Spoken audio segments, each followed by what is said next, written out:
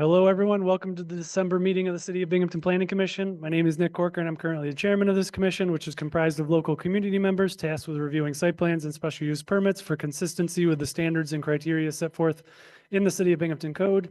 Based on our total number of planning commission members, 4 members must be present to constitute a quorum. Tonight, we have 5 members, which means we do have a quorum and can proceed. First item on the agenda is roll call. Mario DeFulvio. Chris Judgeets. Rock you like a hurricane. Thank you. Kelly Weiss is not here, but should be joining us shortly. Manny Priest. Here. Kyle Nedlick. Here. And Tom Cesny is also absent tonight. All right. Second item on the agenda is the approval of last month's minutes. Everybody get a chance to look at those and any problems, questions, concerns? All right.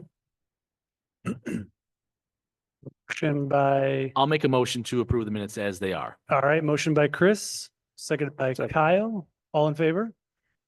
All right, in favor, 0 opposed. All right, next item on the agenda are seeker determinations. In this portion of our meeting, the Planning Commission will be reviewing documentation provided by applicants for the first time. Applicants will be called to the microphone where they will be asked to make a presentation describing their plans to the commission. Commission members may then ask questions of the applicant to clarify any items that are unclear. And after all questions have been answered, the commission will deliberate and then either set a public hearing date for the project or request additional information before proceeding. To all applicants that would be presenting tonight, we ask that you please state your name and address for our records before beginning your presentation, and ask that any member of your team who will be speaking, please give their name and address for our public record. All right, so tonight our first seeker determination is for the applicant A3 Binghamton LLC. Project address is 75 Chapin Street. And this is a site plan review and special use permit to convert an existing residential building into a congregate living facility with 7 sleeping rooms in the R3 multi-unit dwelling district.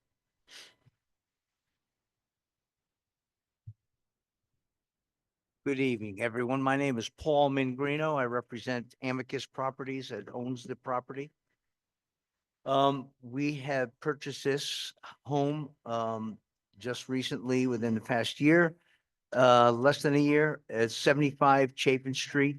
We have a parking lot in the back that's got 7 parking spaces, off-street parking spaces. We share a right-of-way with the property 77, which has the same setup that we have. We come up the driveway, we share he comes in one side, I'm on the other side.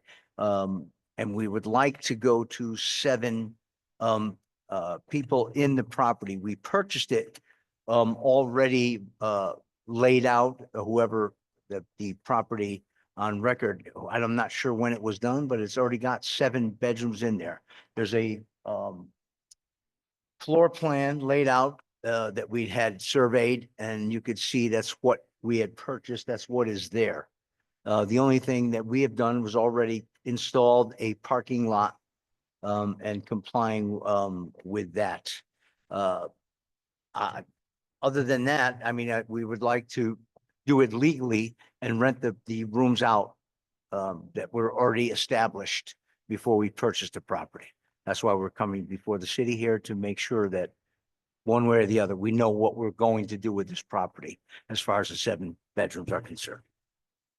You have anything to add? Nope, I think that was it. Okay. Chris. Can the other gentleman in the gray shirt identify yourself for the record? Yep, Mike Major, Major Engineering. I'm at 174 Fredericks Road in Johnson City, New York. Thank you. Any questions, concerns about what they're looking at doing? Chris, yeah, of course.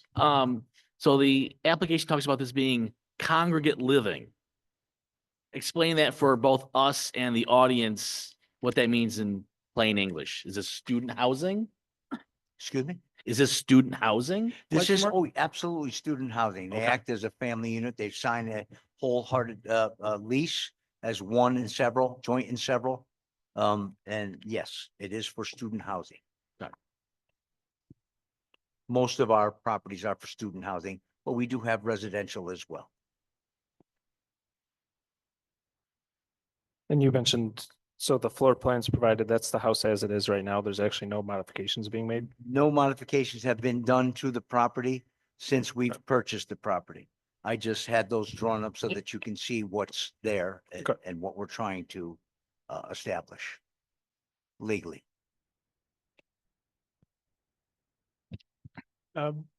What's the current parking situation? It's 7 off-street parking. 7 Off Street. parking. Yep.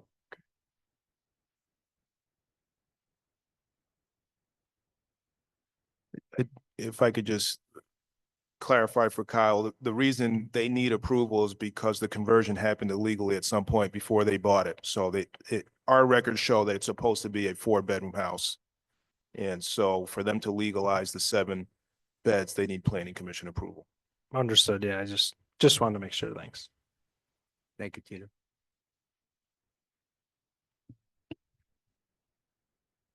All right, any other questions or concerns?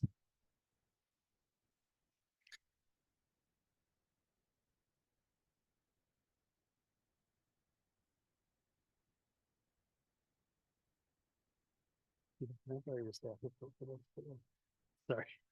Sorry, my computer crashed. 1 second.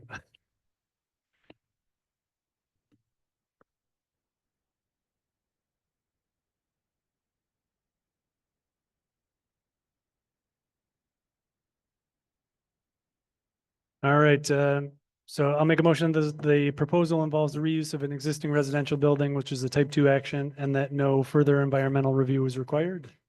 Seconded by Chris, all in favor? All right, that's 5 in favor, 0 opposed. And I'll make a motion to schedule a public hearing for the project at 5:20 at our January meeting. Seconded by Manny, all in favor? All right, 5 in favor, 0 opposed. All right, so we'll have you come back in January. We'll do a public hearing, see if anybody has Okay. anything to say about the project. Thank you.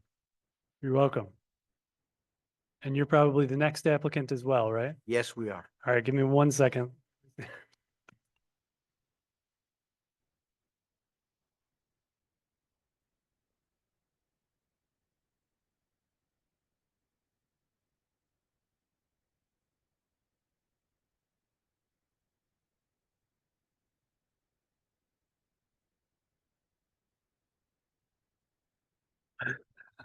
All right, so our next seeker determination is for the applicant A3 Binghamton LLC.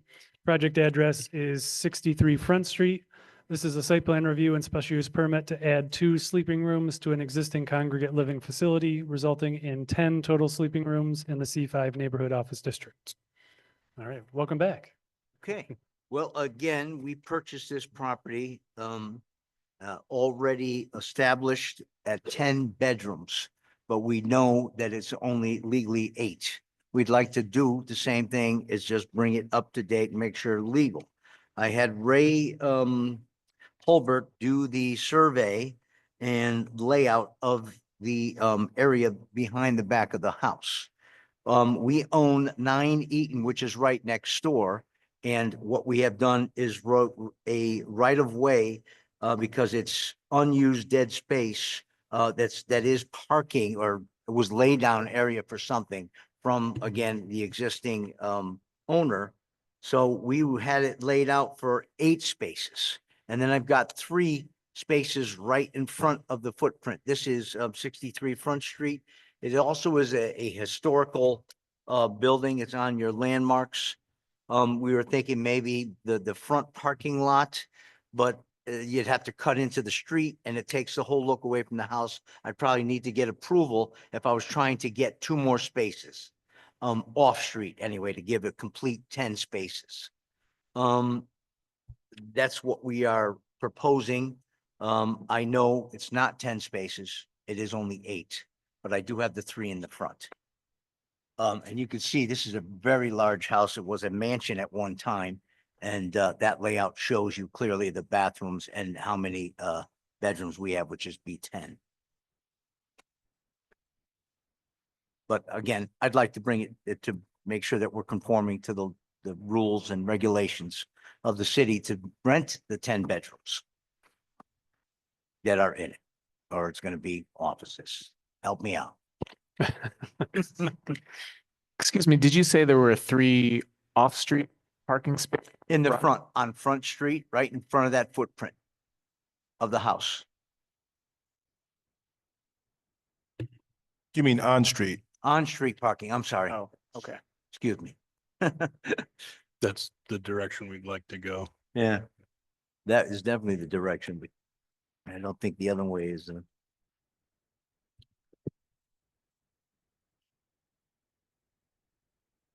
All right. If I could just clarify something on the parking. They need to provide parking for the expansion of that use. So they need to provide parking for the additional 2 bedrooms that they're seeking. They cannot take away any existing parking that was there for the grandfathered in rooms. So there's 1 compliant parking space. That driveway in the back counts as 1 space. They have to retain that 1 space. And then they need to add 2 spaces for the 2 rooms they're requesting. So they need a total of 3. So that's just a clarification. They don't need as many as they think they do. The layout as shown is not compliant for the reasons in the staff report. So the fact that they don't need that many parking spaces gives them an opportunity to redesign it to make it compliant. Yeah, we do have some thoughts as far as maybe angled spaces there to give us a little more room for a drive aisle. Reducing the number of space, required number of spaces, 3 will certainly help there as well.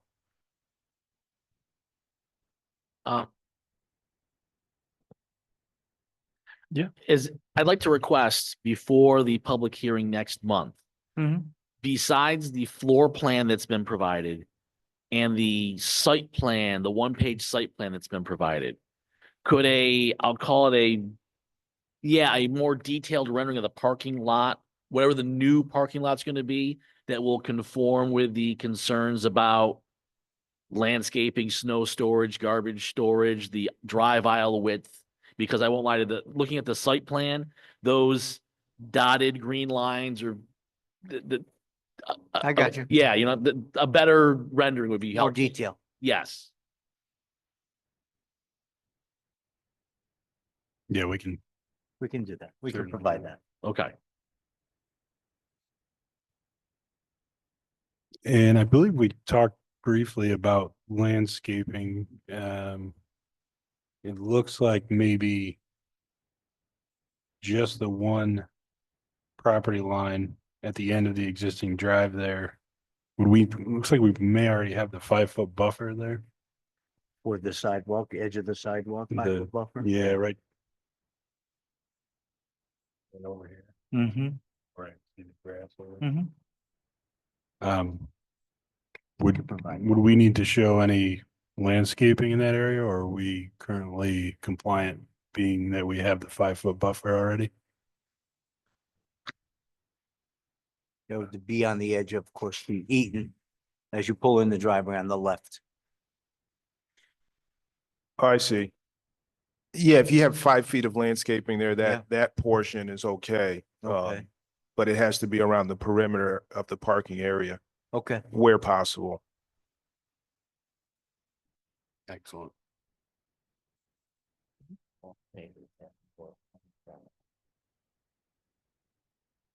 And I think we'll have snow storage area there. Right.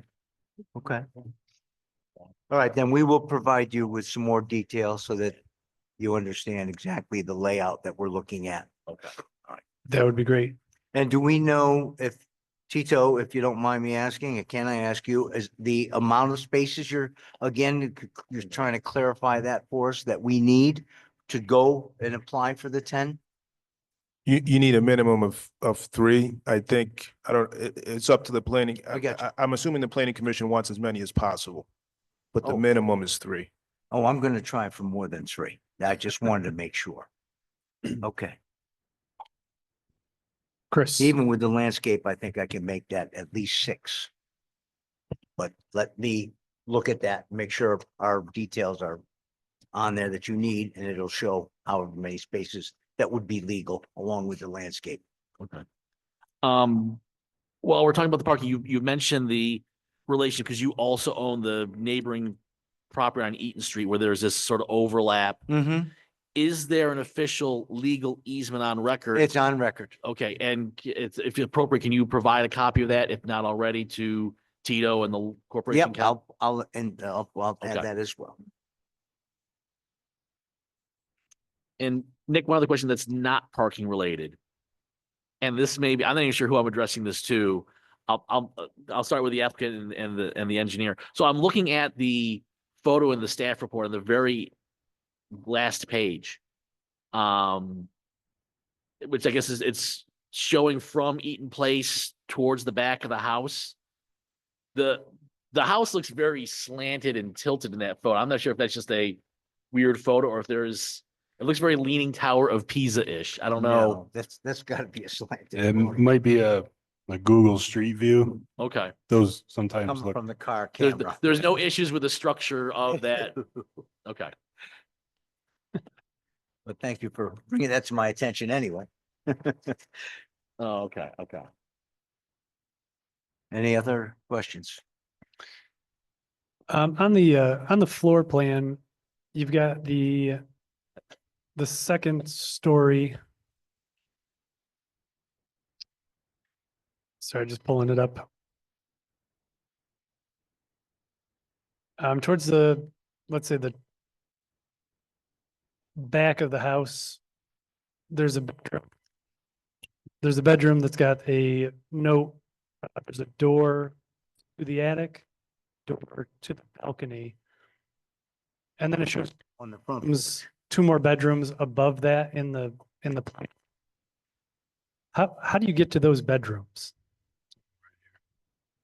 Oh, that's from the downstairs kitchen. There's another back. I believe it was a maid's quarters Okay, at one time that has its own from the kitchen area. straight up to those bedrooms. Correct. Great. You don't have to go through a bedroom, get to No, those stairs. no, that splits to each one. Perfect. All right. Good eye. And are those which are the two bedrooms that are, I guess, being added?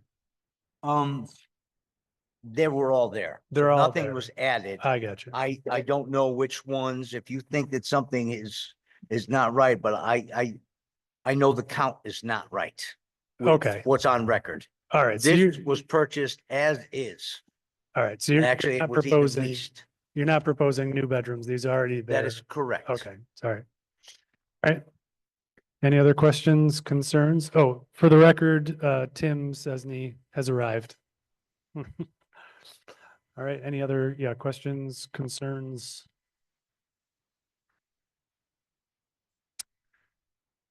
All right, seeing none, I'll make a motion that the proposal involves the reuse of an existing residential building, which is type 2 action, and no further environmental review is required. Seconded by Kyle. All in favor? 6 in favor. Actually, Tim, do you want to? All right, Tim, so 5 in favor and 1 abstention from Tim. And I'll make a motion to schedule a public hearing for the project at 5:25 at our January meeting. Second by Manny, all in favor. All right, 5 in favor and 1 abstention from Tim. All right, Thank you for your time. yeah, we'll see you back in Thank you. January.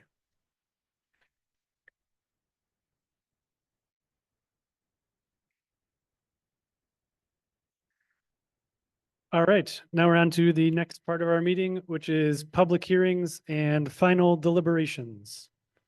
In this portion of our meeting, we will be holding open public hearings to obtain public opinion in regard to specific projects that are up for review. Applicants will be asked to come to the microphone and make a brief presentation describing their project. For most projects, this is the second time we were reviewing your information, so it would be very helpful if you could please give us a brief overview of your project to remind us what you're planning, and then clearly identify any changes that have been made since the last time we saw you. When the applicant is done presenting and any clarifications have been reviewed, we will open the public hearing and allow members of the community to speak about the applicant's proposal. After the commission has heard from all community members interested in speaking tonight, the public hearing will be closed and the commission will deliberate. To our applicants, when your project name is called, please come to the microphone and start off by giving the name and address of any member of the applicant's team that is planning to speak. And to anyone from the community that will be speaking in regard to a project tonight, please also start off by stating your name and address for our records. All right, tonight, our first public hearing is for the applicant James Slocum. Project address is 79 Collier Street. This is a site plan modification review to reconfigure the waste management plan for an existing mixed-use building in the C2 Downtown Business District. This is the project that we just did not have 239 review comments. Correct. We still don't have them, but the period has lapsed, so you can proceed. The All 30 right. days have passed. All right, and at the last meeting, we said that James did not have to return because we had already reviewed all our concerns with him. So, hold on one second. Do we still have to open a public hearing? Or close it? Let's All right.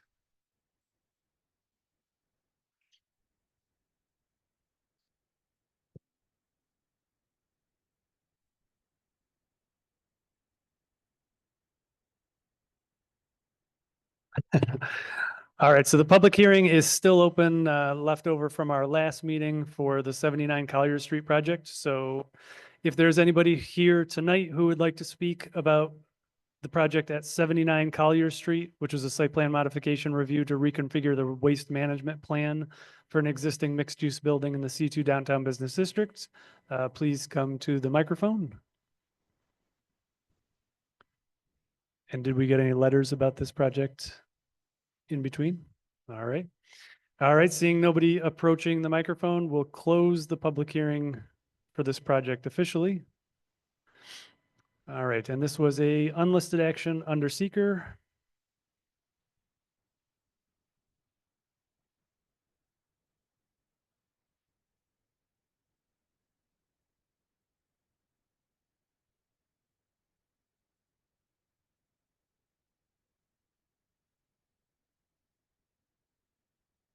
So I'll make a motion for a negative declaration based on the following items. Will the proposed action create a material conflict with an adopted land use plan or zoning regulation? No or small impact. Will the proposed action result in a change in the use or intensity of use of land? No or small impact. Will the proposed action impair the character or quality of the existing community? No. Will the proposed action have an impact on the environmental characteristics that cause the establishment of a critical environmental area? No. Will the proposed action result in an adverse change in the existing level of traffic or affect existing infrastructure for mass transit, biking, or walkways? No. Will the proposed action cause an increase in the use of energy and it fails to incorporate reasonably available energy conservation or renewable energy opportunities? No. Will the proposed action impact existing public or private water supplies or public or private wastewater treatment utilities? No. Will the proposed action impair the character or quality of important historic, archaeological, architectural, or aesthetic resources? No. Will the proposed action result in an adverse change to natural resources? No. Will the proposed action result in an increase in the potential for erosion, flooding, or drainage problems? No. And will the proposed action create a hazard to environmental resources or human health? No. So based on those items, I'll make a motion for a negative declaration for seeker. Seconded by Tim. All in favor? 6 in favor, 0 opposed. And I'll make a motion that the requirements for site plan modification review have been met. Seconded by Manny, all in favor? All right, 6 in favor, 0 opposed. All right. Our next public hearing tonight is for the applicant, Abdo Development LLC. Project address is 159 Conklin Ave.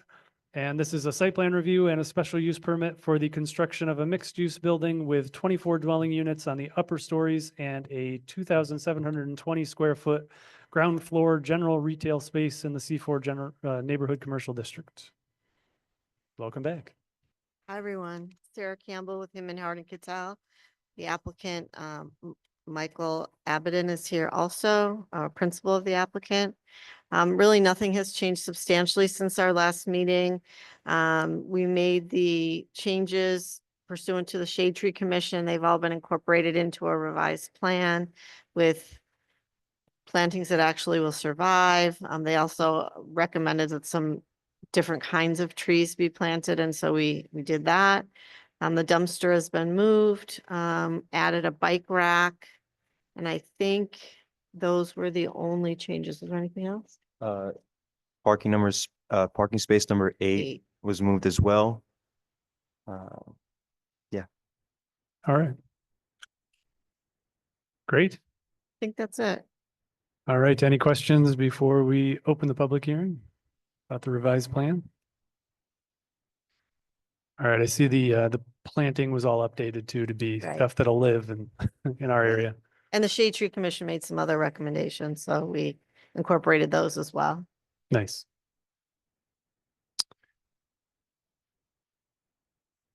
All right. Well, let's open the public hearing and see if there's anybody here to speak about the project. So this is the public hearing for Abo Development LLC. Project address is 159 Conklin Ave. This is a site plan review and a special use permit for the construction of a mixed-use building with 24 dwelling units on the upper stories and a 2,720 square foot ground floor general retail space in the C4 neighborhood commercial district. If there's anybody here that would like to speak about the project, please come to the microphone.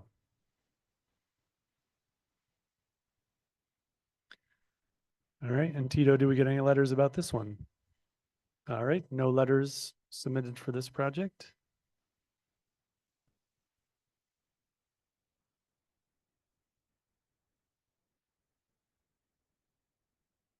All right, seeing nobody approaching the microphone, we'll close the public hearing. Any other comments, questions, concerns? Just to make sure everyone, we are also asking for a waiver of 15 parking spaces.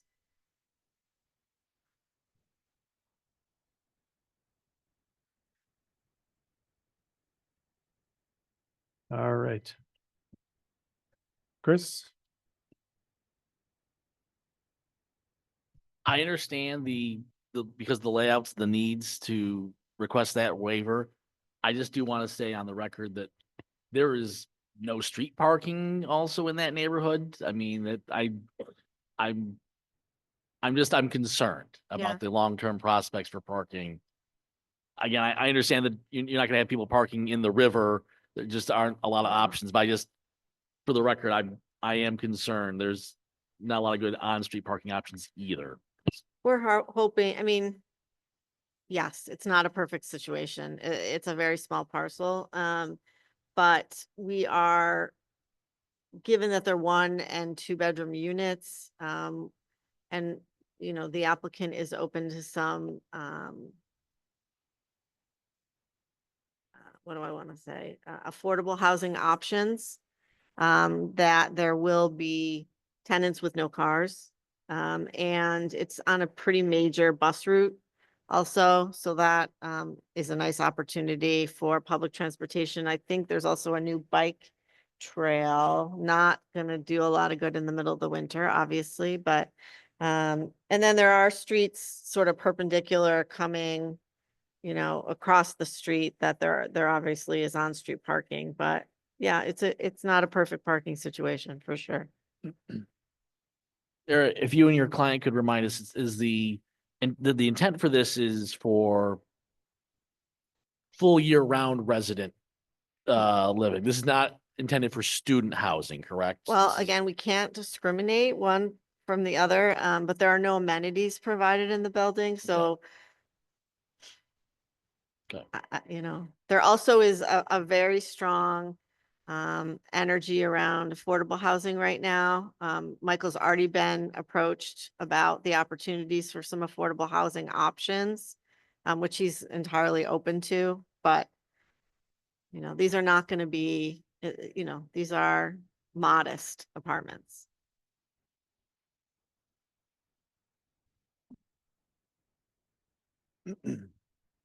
Sarah, Yeah. do you know what waiving the 15 parking spaces, do you know what percentage of the, 50. that Maybe is the 50%? Okay.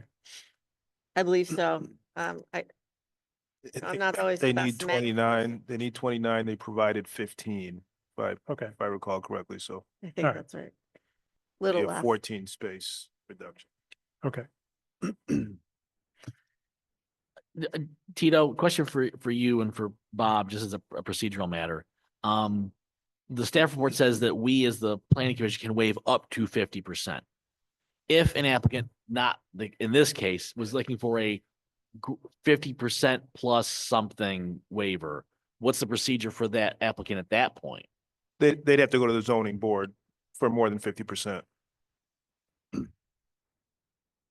We are going to the zoning board for a waiver of a landscape requirement. We only have 3 feet on the west side. And I believe 5 is required. All right. And you have not been to the zoning board yet? Next week. Next week. Okay. So contingent approval?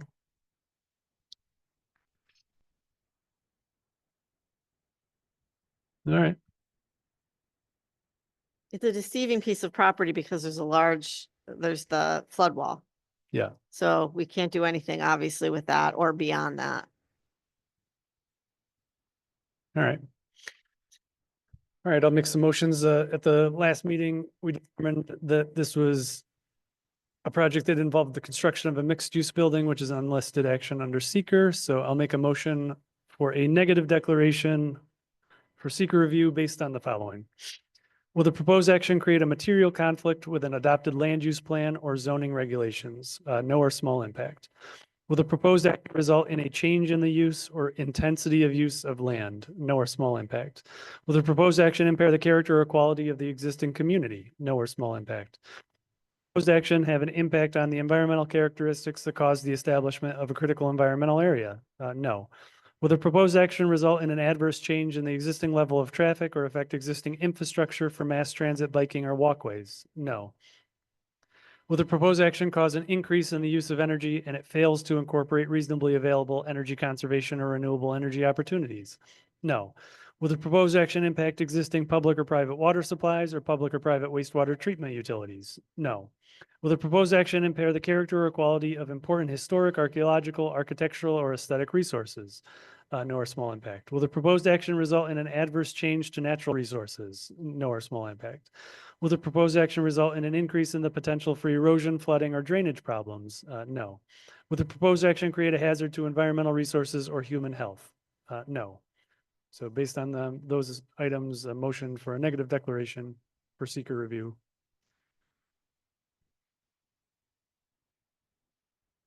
Yep. Seconded by Chris. All in favor? All right, that's 6 in favor, 0 opposed. And I'll make a motion for a waiver of 50% of the parking requirement. Seconded by Kyle. I would All- just specify that it's 14 spots. 14 spaces. Yes. 50%, 14 spaces. Seconded by Kyle. All in favor? It's 5 in favor, all opposed? 1 opposed. All right, 5 in favor, 1 opposed. And I'll make a motion that the requirements for site plan review and special use permit have been met, contingent on the applicant receiving approval from the zoning board for the variances. Second by Kyle, all in favor? All right, that's 6 in favor, 0 opposed. Thanks so much. All right, good luck. Thank Happy you. holidays to everyone. Thank you.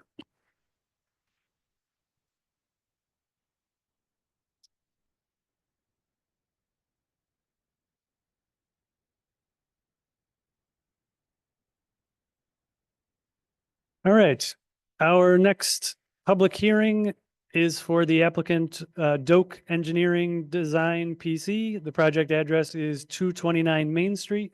This is a site plan review and special use permit for the establishment of a vehicle fuel station in the C1 Service Commercial District.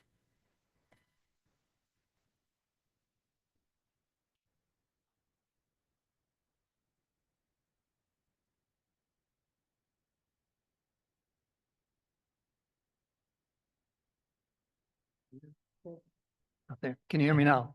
You gotta talk right into it. Right. My name is Brian Doak from Doak Engineering Design in Owego. And I represent Tony Singh 229 Main Street. We were here a month ago, and we had the review at that meeting, and we've received comments. At that meeting, there were 3 comments primarily that were made. The first was regarding the landscaping plan that was requested, some trees in the front of the property. And the other 2 things,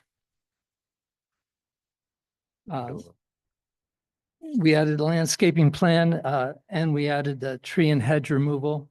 And we added a man door at the front left part of the building at the request of this committee.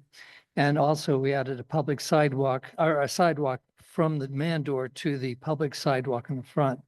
And I received comments last Wednesday on the way on to Maine on my vacation from the landscaping committee for recommendations. Unfortunately, I was unable to address them in this presentation, or the updated plans I submitted about 2 weeks ago, but I have prepared some comments that I can share here tonight. Again, as for a gas station at the location, the site is adequate.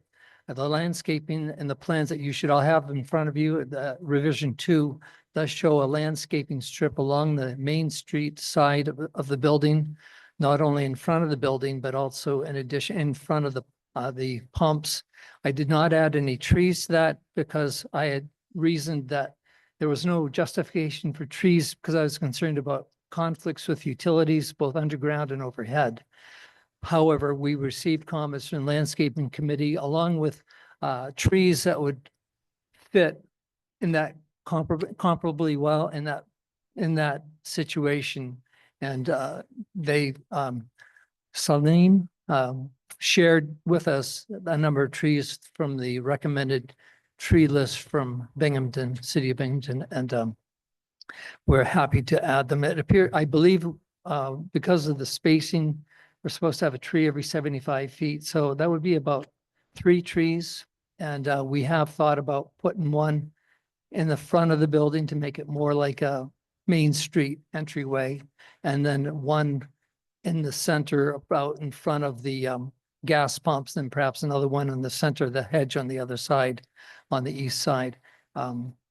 And there was a comment in my previous presentation. I had presented the desire of the client to be agreeable with a neighbor on the backside of the property because there's some old Norway maples back there, and they look really unmanicured and kind of rough.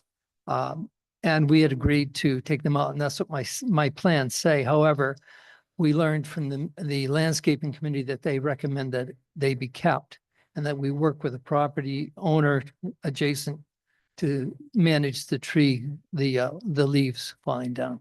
And that's where we are now.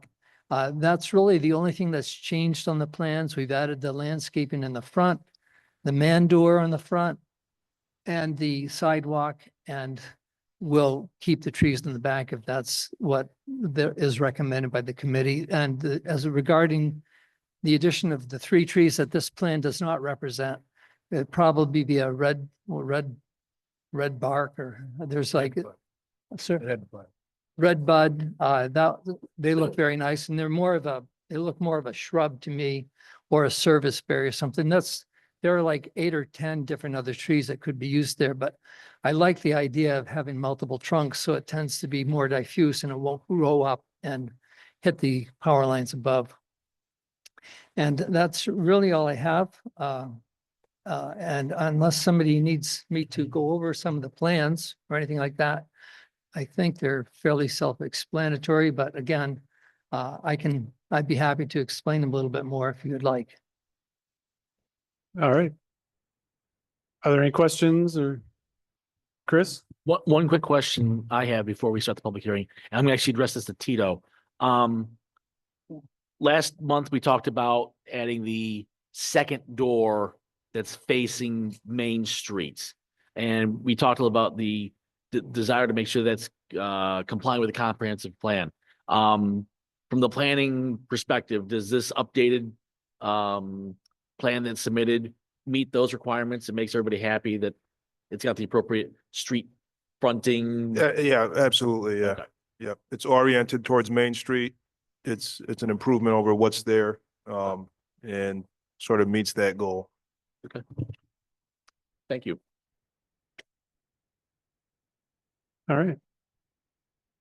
Any other questions before we open the public hearing? All right, well, let's see if there's anybody here to speak about the project. So this is the public hearing for the applicant Doak Engineering Design PC. Project address is 229 Main Street. And this is a site plan review and special use permit for the establishment of a vehicle fuel station in the C1 Service Commercial District. If there's anyone here that would like to speak about the project, please come to the microphone. All right, we got a couple, so if you guys don't mind just taking a seat off to the side.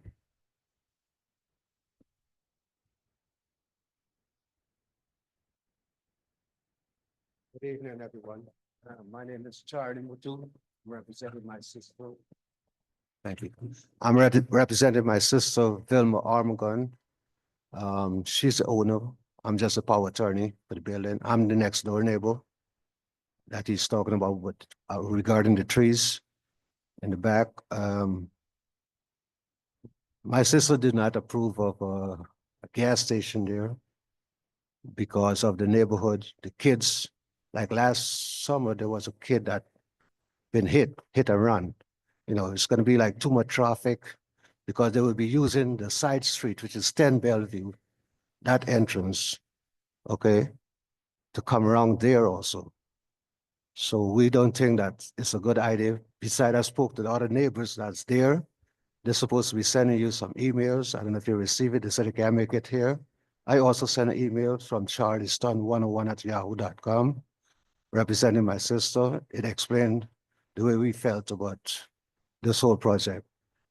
First I heard it was going to be like a convenience store, which we approve of that, no problem with that.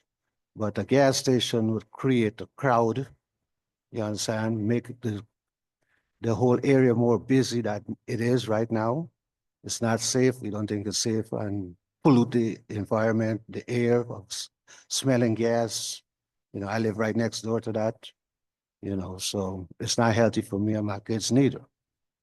So that's all we have to say right now. All right, Okay, thank you very much. thank you. Appreciate it. Anybody else who would like to speak about the project?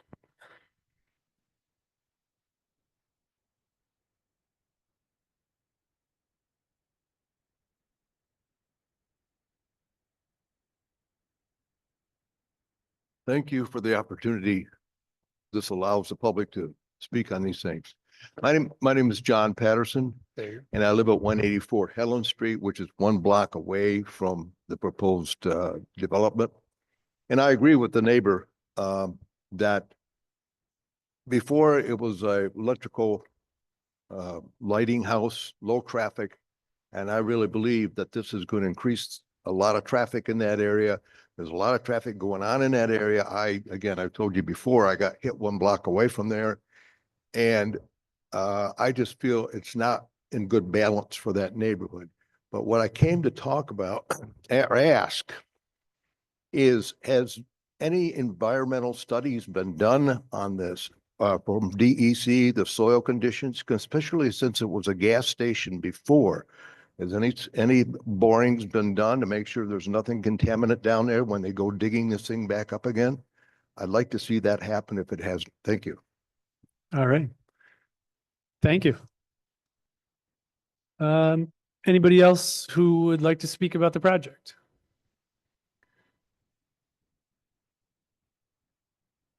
And Tito, did we get letters about this, this project? We did. We got 3 letters.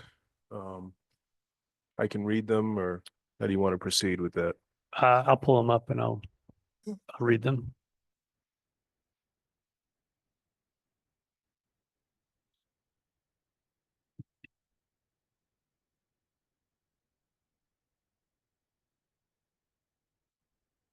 All right, we did receive 3 letters.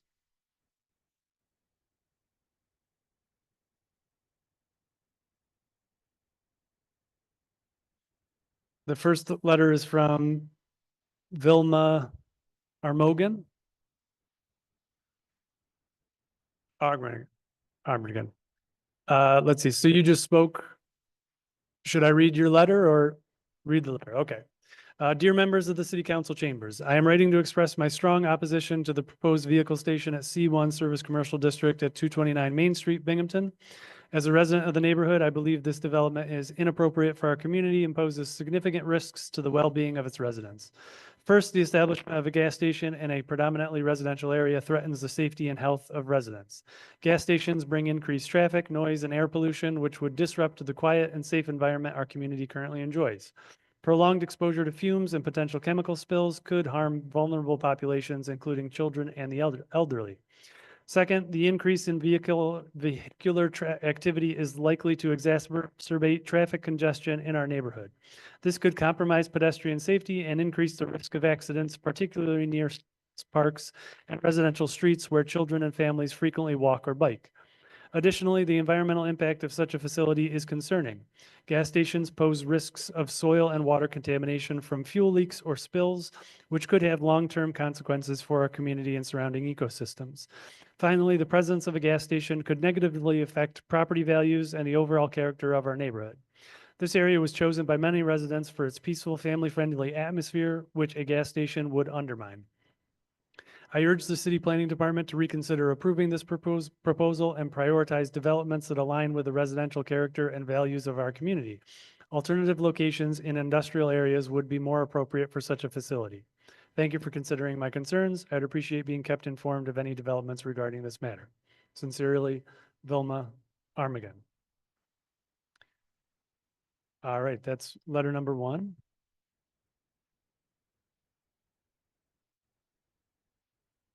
Letter number 2 is from Trung Nguyen. Dear members of the City Council chambers, I'm writing to express my I'm writing to express my strong opposition to the proposed vehicle station at C1 Service Commercial District at 229 Main Street, Binghamton. As a resident of the neighborhood, I believe this development is inappropriate for our community and poses significant risks to the well-being of its residents and their children. First, the establishment of a gas station in a predominantly residential area threatens the safety and health of the residents. Gas stations bring increased traffic, noise, and air pollution, which would disrupt the quiet and safe environment our community currently enjoys. Sorry, this is the same letter, more or less. They do additional note in here, though. Third is our gas station about 2 blocks away, as well as another one that is slightly away. There's no need for another gas station to be so close to one another. This would cause more traffic and accidents. Additionally, the environmental impact of such a facility is concerning. Finally, the present gas station would negatively affect property values and the overall character of our neighborhood.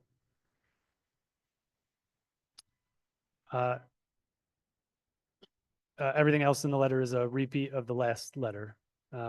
Thank you for considering my concerns. I would appreciate being kept informed of any developments regarding this matter. All right, and then the last letter is from Shauna Stevenson, received in an email. Dear Planning Commission, I'm writing to express my concerns over 2 projects on your agenda tonight. For 229 Main Street, I'm hoping Doak Engineering Design PC uses this opportunity to provide more street side trees to provide shade and beautification for Main Street pedestrians and businesses. Shade trees provide economic value as well as increased neighborhood enjoyment and resilience. I'm also concerned about the inevitable increase of traffic in an already congested area of Main Street. The entrance to the Price Chopper Plaza and Advanced Auto Parts are very close by, and so I urge the commission and city to consider the pedestrian experience in this high traffic area. And then the rest of the letter is about a different project from today. Submitted by Shauna Stevenson. All right. And those are the letters that have been submitted. All right, seeing nobody else. Since there's nobody here, sure, if you, we don't usually do this, but it's a short meeting tonight, it looks like, so.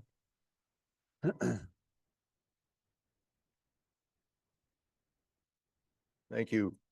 Is it on? Yep. Again, my name is John Patterson for the record.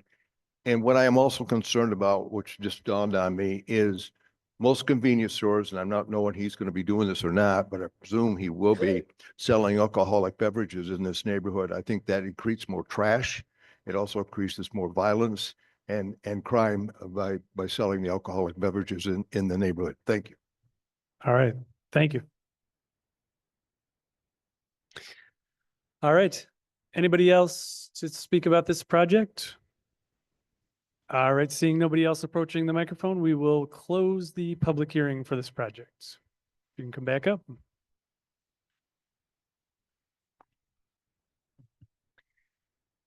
All right, so this is your opportunity to respond to any of the comments made.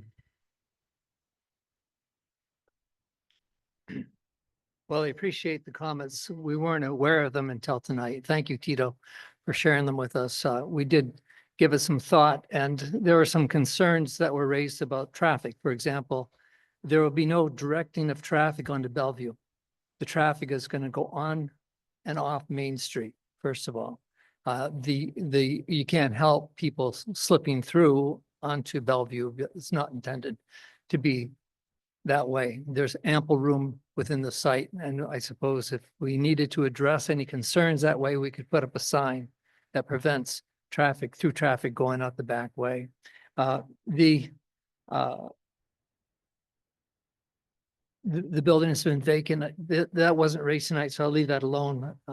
But the traffic, I don't expect, I mean, with all due respect, it's a judgment call and somebody could argue it either way, but comparable to any other commercial facility there, it's going to be a gas station instead of a fluorescent store. And perhaps you would have fewer trips with a fluorescent store.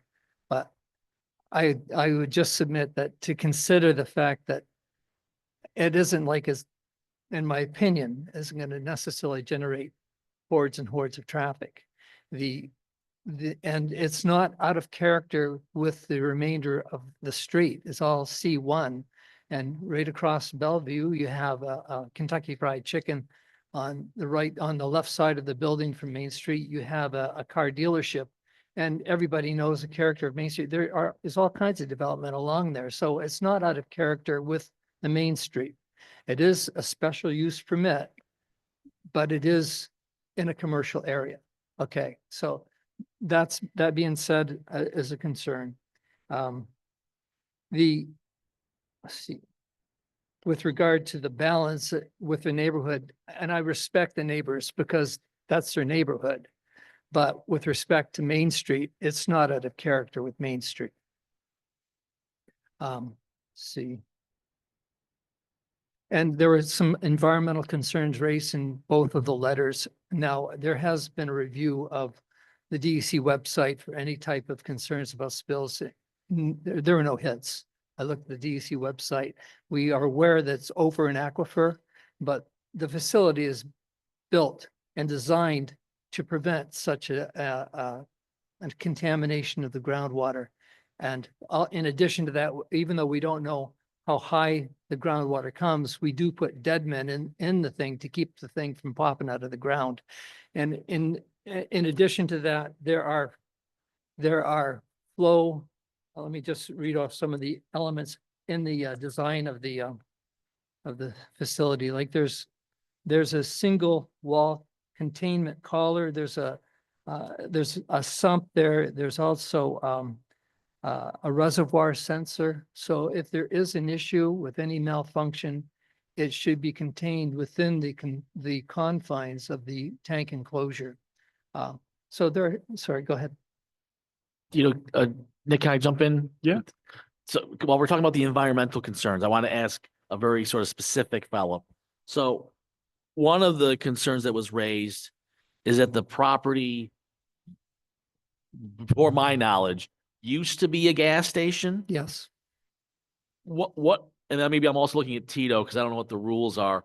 What kind of requirements are there for the applicant or the Binghamton fluorescent folks when they bought the place to test the ground underneath, provide testing results, et cetera, to make sure there's not all sorts of stuff in the ground that they're gonna be disturbing when they're digging this stuff up to repave the parking lot, install the new fuel tanks?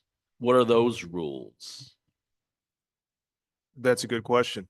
I know that gas stations are regulated somewhat at like the federal level with the regulations they have to meet in terms of the safety mechanisms for the underground storage tanks and things that they're going to install. As far as removing sort of decommissioned tanks that may be there, I'm not 100% sure what that entails. That may be part of the demolition permit that they get. They would have to provide some documentation to the building department, but I'm not sure, to be completely honest with you. Applicant, so what, do you know what is on site right now? Are there decommissioned tanks underground that you're gonna be removing? Or is it just soil that may or may not be dirty? Like, is this a brownfield? What do you know based on your research from the DEC? There have been no spills recorded from this site. There have been spills at other sites and they're all recorded. If you want to go to the DEC website and look at them, there are gas stations in different places. It isn't like they're all in one area, but they're recorded. And I suppose there's always a risk of a spill having never been recorded.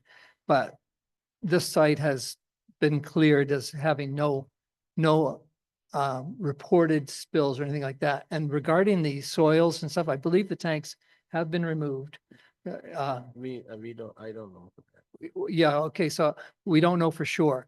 But as far as there being contaminated soil, at this point, we're not planning on having to do any additional research to discover anything, but there's no nothing to prompt us to go any further. If we have a clear bill of health from the DEC, then we'd be able to go forward. And the tanks would have been decommissioned and left in place. But as far as there having to be any additional work at this point, even in a renovation, I'm not aware of that. The reason I'm asking is others on the planning commission who've been around here for a little while, Nick, I'm looking at you, may remember when we were handling a application for one of the old car dealerships on Front Street. Maybe it was the old Oldsmobile place that was near the corner of Front and Clinton. The people who were doing that, they had to, like, there was an old paint shop in the back and people were dumping oil, and there was some elaborate testing. They do soil borings. I remember all those details. Again, I'm just wondering, before we approve something, not that I want to burden the applicant with a lot of headaches, but I guess I want to ask some innocent questions Yeah. to find out what is required.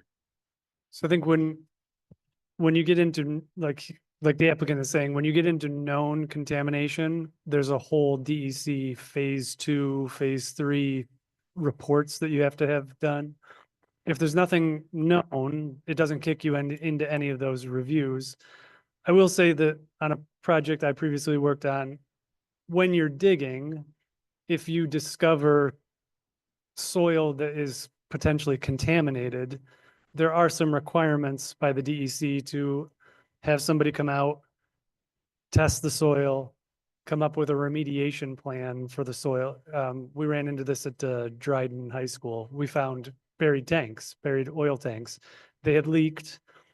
We had to take the soil, put it on tarps, let the sun break down any of the contaminants. But you have to deal with that soil in a DEC approved way. I assume the applicant is planning to do that if you were to be digging and you found tanks had leaked. If there even are tanks there, you'd have to deal with that soil and do it all per the DEC requirements. It might be just from that particular project, it was not costly to do what we had to do. But when you get into that, if you find contaminated soil, the DEC wants you to follow that soil until you're out of contaminated soil. And lots of, like, when that was happening for our project, there were a bunch of people that were saying, let's just abandon that, could go forever. we didn't wind up doing that. We traced it. It didn't go very far and we were able to remediate it. But it might be the type of thing that if you got into digging, you would discover it was not going to be it would be cost prohibitive to follow that soil and treat it. I guess I'll leave that up to you. Do you want to comment on that, or does that sound accurate to how you would approach that, or? Well, the first step is to review all of the databases available to me, and I felt like I had done my due diligence on that. The next step is pointless unless we get approval, and then that would likely be part of the permit for installing the new tanks. And I don't know if the tanks have been removed or not, and they may very well have been out of the ground, but that's down the road. Gotcha. Yeah. All right. I mean, we could make it I don't know. Can we do that? Can you do a contingent approval that during construction, no contaminated soil is encountered? I think the problem then is what happens if you do find contaminated soil? They have to come back here, and if they do, what's this commission gonna do? At that point, really the place you look to is the DEC, since that's who handles the contamination. They do have databases regarding both spills, remediation, underground storage. Now there's a question over, whether or not these were ever properly registered or pulled off the register or whatever, but really the way that this kind of gets fixed is you're going to have to go digging and see what's there. And part of the project, I would presume, is going to require a contractor that has environmental insurance, so that, if they find a tank, either there's going to have to be money put up to address the tank, or if they did something and damaged the tank and caused the spill, then they would ultimately be responsible, and you would have that insurance to fall back on. Okay. But I don't think that mechanically it would make sense to have them come back if they found contamination. You could put something in there about if they find contamination, they have to report to the DEC. But again, the real issue is if they didn't report to the DEC would be coming down with a much harder hammer than anything the city could do. All right. Well, I will close this part of the conversation with this. You guys are prepared that once you start digging, if you find unpleasant surprises, you may have headaches from the DEC. Yes. Okay, Yes. that's okay. Standard operating procedure. Yeah. All right. Just back on the safety issue, I understand there will be that privacy fence coming onto the roadway onto Bellevue, and that just didn't exist before. So I can see, even though the planned path is to exit back out onto Main Street, is there anything we can do to, prevent any accidents or someone speeding through there, like maybe a speed bump or mirrors or something? Because, it is very close to a residential area. Across the street is KFC. They have kind of a chain link fence. It's a little bit easier for cars to see if there are pedestrians, kids riding their bikes, that sort of thing. So again, even though it's not in the plan, are there ways, again, like a speed bump or a large mirror on the side of the building to help motorists and pedestrians make sure that everyone is safe in that little area? Yeah. Yes, a speed bump, yeah, makes sense. Also, a mirror makes sense. Signs make sense to say, this is not the exit, you keep it open, but you really don't want to encourage traffic there. So the traffic, there's ample room for the vehicles to go through the pumps and go around and go back out on Main Street. Sure. I mean, I'd be in favor of all of that. I don't want to bring you guys back another month, but if we could put into the approval condition of, a speed bump, a mirror, and signage just for that entrance or exit. All right. Are you asking for signage saying that is exit only or enter only or exit? I guess, would this be exit only onto Bellevue, or would it be an entrance? I know that's not the primary flow of traffic, but what would that be used for? My thought would be to prevent, like, the traffic is intended to come from and go to Main Street. So a sign or two that would say, do not enter into the Bellevue entrance would discourage people from going through there. And I think that would respect the concerns, any concerns with regard to children on the sidewalk, pedestrians. So why, so let's ask this other question. So why does the Bellevue entrance exist at all? Well, at one time, somebody thought traffic flow would be good there. That's all I mean, can say. Is the real answer to eliminate that entrance? No, No, that's not the answer. Why, That's- why is that not the answer for the applicant? because you need traffic, you need to make deliveries for the gas. And right now, the road, Bellevue, the way it works, the way I've got it laid out, is they come in from Maine or come in from Bellevue, but they've got to go out either Bellevue or Maine when they come in. So Okay. they can't do a UE on Okay. the lot and get out. So it needs to be there. I'm not trying to beat this though, but you are stating that you have no knowledge of any gas tanks that are there that are decommissioned already. That's correct. Okay, and you're not willing to do the studies on that prior to digging? That's typically not done at this stage of the development and a site plan approval.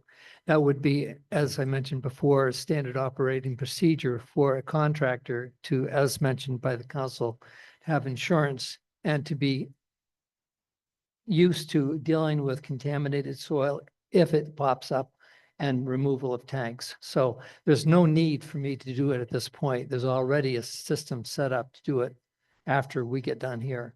Okay.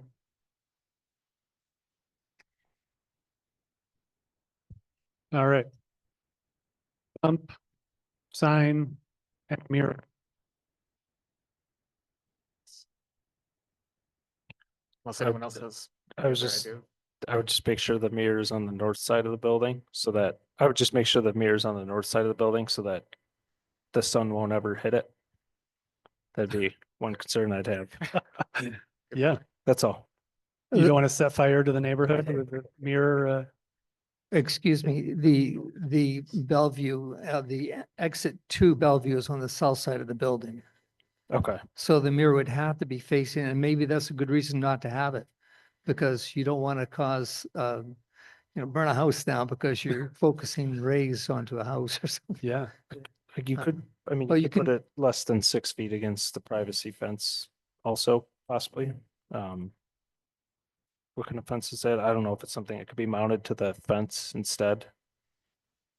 Potentially. I think maybe we can do it without the mirror.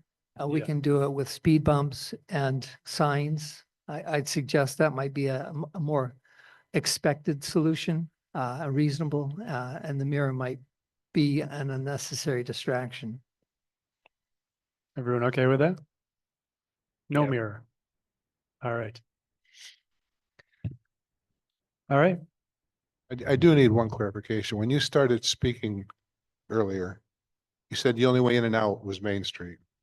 There was no ability to get into the neighborhood. Help me with that. Perhaps I didn't speak properly, but the design of the gas station is intended for traffic to come in from Main Street and go out to Main Street. I didn't mean to mislead anybody by saying that there is no traffic going out Bellevue. It's designed to go from and to Main Street, but Bellevue is still there, the back driveway.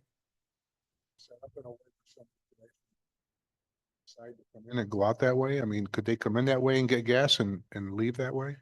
Well, with signs that, I mean, Signs don't work. I mean, signs don't work, but I what are you gonna do? Are you gonna put a gate over there? No, there's nothing to prevent anybody from going down Bellevue and coming in that way. and Kentucky Fried Chicken has an exit right onto Bellevue that would be right across from yours, right? Honestly, I don't remember if they do have an exit there, but they are adjacent to it, right on Bellevue. So I'm just looking at the air photo and They have an exit out there. Yeah. It would be Okay. right across the street from your exit Okay. in Bellevue, so. All right, one follow-up question, the property currently zoned commercial, right? C1, I believe C1. C1 or C2. I've got it written down here. C1. C1, yes. And a gas station is an approved use in the C1 district? Yes, subject to a special use permit, but yes. Right, so it's just saying that the applicant has not asked for anything that is not already approved or in the zoning rules that would be allowed with a special use permit, so. All right, any other questions, comments, concerns? Just one quick comment. I had checked the spills database and it did not show up there. The site didn't show up there, but I checked also just now the bulk storage database, which is for, oil and petroleum storage and other substances, and it's not on there either. So that's not 100% certain that there's nothing there, but there's nothing recorded on the DEC website. All right. All right, so at the last meeting, we determined that this was an unlisted action under seeker, so I'll make a motion for a negative declaration based on, for seeker review, based on the following. Will the proposed action create a material conflict with an adopted land use plan or zoning regulations? No or small impact. Will the proposed action result in a change in the use or intensity of use of land? No or small impact. Will the proposed action impair the character or quality of the existing community? No or small impact. Will the proposed action have an impact on the environmental characteristics that cause the establishment of a critical environmental area? No. Will the proposed action result in an adverse change in the existing level of traffic or affect existing infrastructure for mass transit, biking, or walkways? No or small impact. Will the proposed action cause an increase in the use of energy and it fails to incorporate reasonably available energy conservation or renewable energy opportunities? No or small impact. Will the proposed action impact existing public or private water supplies or public or private wastewater treatment utilities? No or small impact. Will the proposed action impair the character or quality of important historic, archaeological, architectural, or aesthetic resources? No or small impact. Will the proposed action result in an adverse change to natural resources? No. Will the proposed action result in an increase in the potential for erosion, flooding, or drainage problems? No or small impact. And will the proposed action create a hazard to environmental resources or human health? No or small impact. So based on those items, I'll make a motion for a negative declaration for seeker review for the project, seconded by Chris. All in favor? 1, 2, 3. Mario, are you you're in favor? That's 5 in favor. All opposed? Oh, and Tim is an abstention. So 5 in favor, 1 abstention. All right. And I'll make a motion that the requirements for site plan review and special use permit have been met, contingent on the applicant adding a speed bump and signage to the exit onto Bellevue Avenue.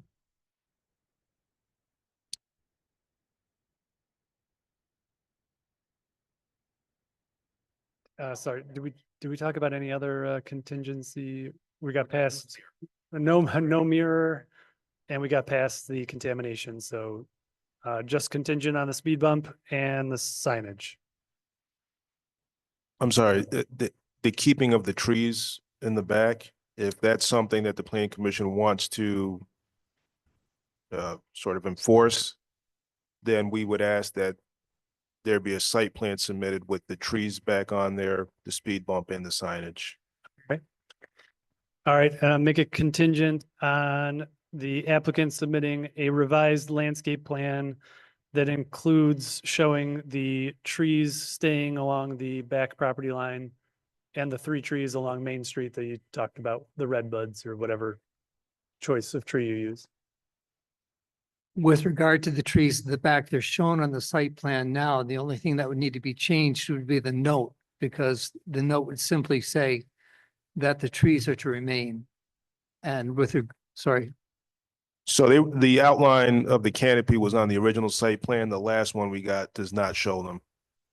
Because I think you had made that change thinking that the planning commission wanted you to remove the trees.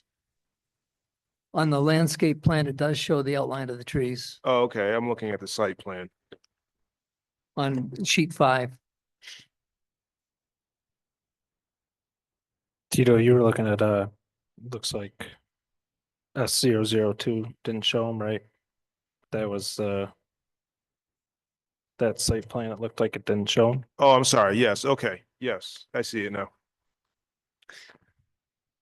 Can I ask something else? In consideration of my client and the desire to move the project along and the fact that we received the notes from the landscaping committee for the recommendations, and we're very happy to comply with them. This would delay us another month if we had to submit another site plan with, okay, maybe I misunderstood. Yeah, the site plan, the resubmitted site plan just goes to planning. You don't have to come back here Okay. to revisit this again. It's just whatever we agreed to tonight. You just submit an updated plan to Tito. We just confirmed that what the planning commission wanted is on there. And until we get that revision, though, we won't release the approval letter to you. Okay. Is the way it works. All right. All right. Thank you. Yep. So, yep, just a revised planting plan, landscape plan that shows that the trees stay, deleting any notes that call for them to be removed, and the additional 3 trees that the landscape commission, shade tree commission requested. All right. That's our contingent approval motion. Landscaping. Speed bump. Signage. Yep. Second. All right. Seconded by Chris. All in favor? All right. That's 5 in favor and 1 abstention from Tim. All right. That's it. Thank you. Thank you. Good Thanks, luck. Andy. Thank you. You're welcome.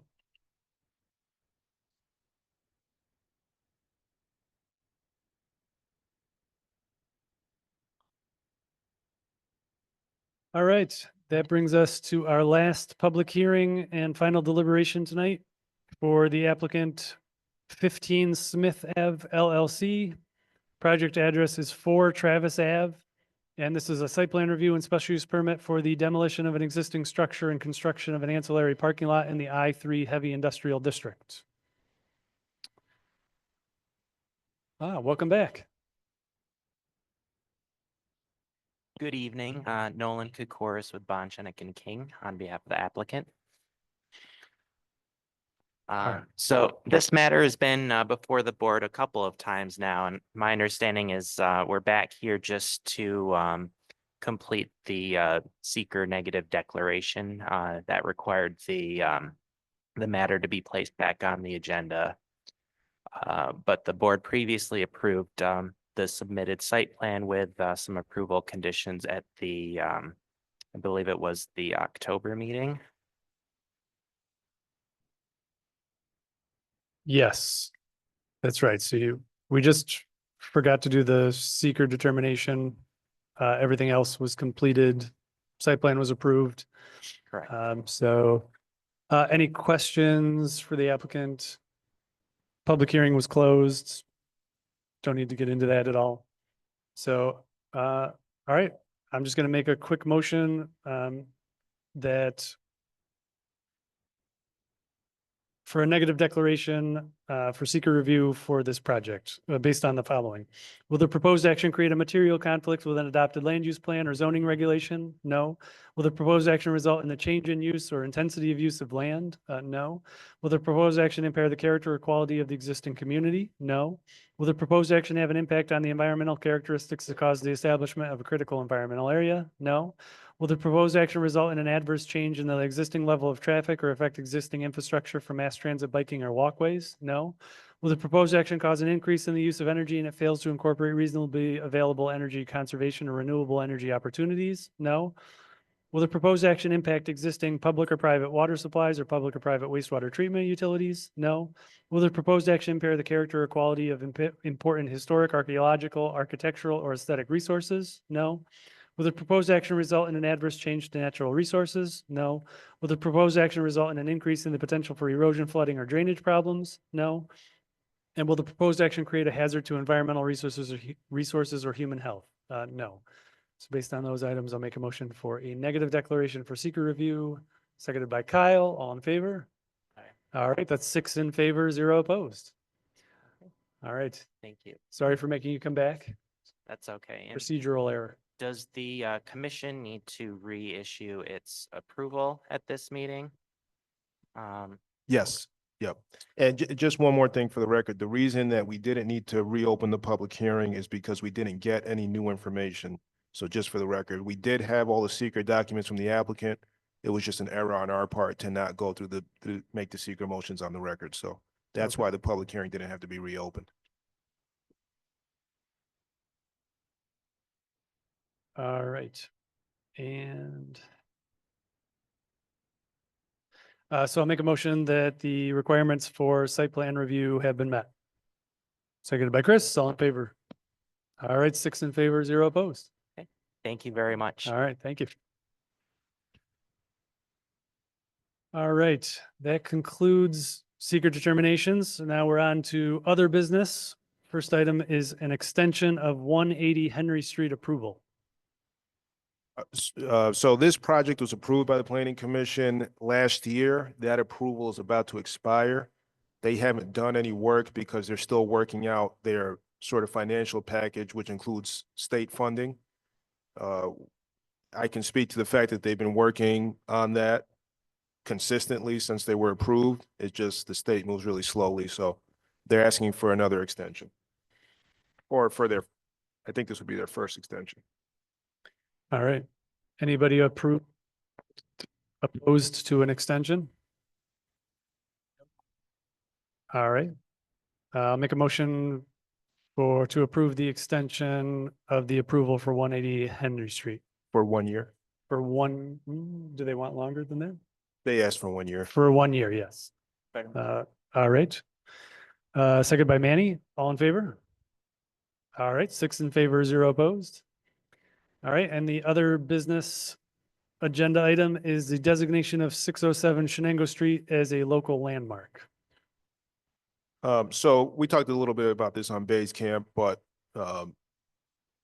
COD voted to designate this property as a local landmark. The next step in the process is that the Planning Commission reviews it and gives a recommendation, yes or no, to City Council. And City Council ultimately is the body with the authority to make it a landmark. What the Planning Commission is supposed to be looking for is whether or not this conflicts with any ordinance or neighborhood plan or the comprehensive plan. And just in a nutshell, this does not. There's no neighborhood plan for that area currently. This is actually supported by the comprehensive plan to preserve a building like this. So from the staff's perspective, there's no issue, but the Planning Commission has to make a motion to either recommend approval or denial of the landmarking of the property. All right. Is anybody opposed to a recommendation of approval? All right. Make a motion for a recommendation to City Council to approve the designation of 607 Shenango Street as a local landmark. All right, second by Kyle, all in favor? All right, 6 in favor, 0 opposed. All right, any other business anybody wants to talk about tonight? Is it Tito's birthday? It's Tito's birthday. Happy birthday, Tito. All right, it's on the record now.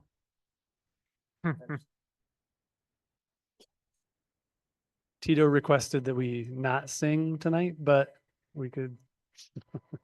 Are we going to be going to an illegal frat house later to do some partying in an unapproved congregate utility space? Yeah, we could go to either 63 Front or 75 Chapin, whatever you prefer. It's closer. Only 8 of us right now, though. All right. I think that's it. Anything else?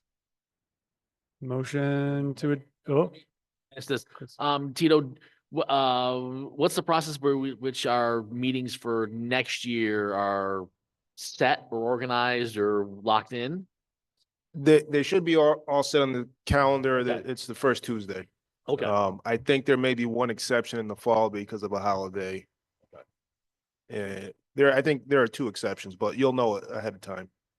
Or you can look at the calendar now and they're up there, for the year. Yeah, I looked right before this. I think it actually was the first Tuesday right now. At least that's what it showed on the public facing website. So All right.